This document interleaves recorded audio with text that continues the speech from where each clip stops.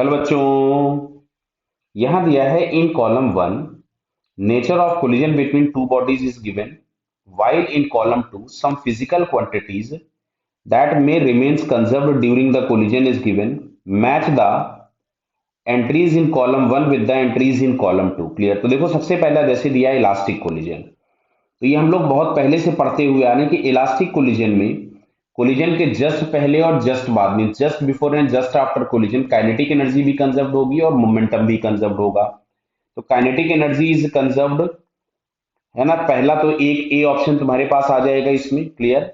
Next लिखा है kinetic energy increases, kinetic energy is not conserve, total energy is conserve. Clear? ये भी बात सही है। तो पहले वाले में आंसर हमारे पास आ जाएगा ए और डी। टोटल एनर्जी का मतलब हो गया काइनेटिक प्लस पोटेंशियल या काइनेटिक प्लस डिफॉर्मेशन, जो हम लोग बोलते हैं। डिफॉर्मेशन एनर्जी भी जो होती है वो one kind of potential energy ही होती है। क्लियर है? सेकेंड वाले की अगर हम बात करें, बोला है इन इलास्टिक कोलिजन, तो इन इलास्टिक कोलिजन में just before and just after collision केवल मोमेंटम कंजर्व होता है। काइनेटिक एनर्जी का कुछ पार्ट डिफॉर्मेशन में चला जाता है। मतलब अगर हम deformation energy plus kinetic energy का सम कर देना तो वो फिर से आपको कांस्टेंट ही मिलने वाला है। क्लियर?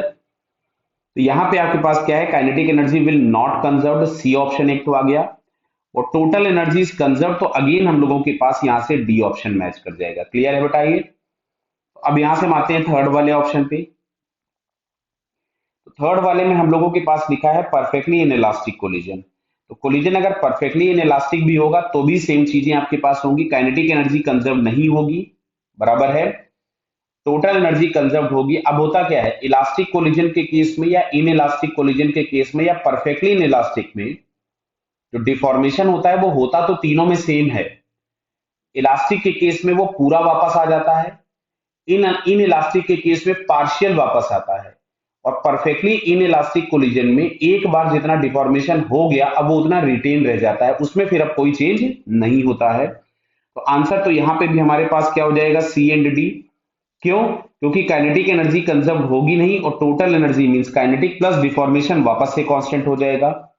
चलिए लास्ट वाला, कोलिजन बिटवीन टू कार्स। तो जो दो कार्स के बीच में कोलिजन होता है it is a kind of in elastic collision. ना तो वो परफेक्टली इन इलास्टिक होता है, ना ही वो परफेक्टली इलास्टिक होता है, because all practical collisions are inelastic. तो यहाँ पे जो हम लोगों के पास सेकंड का आंसर था वही यहाँ हो जाएगा।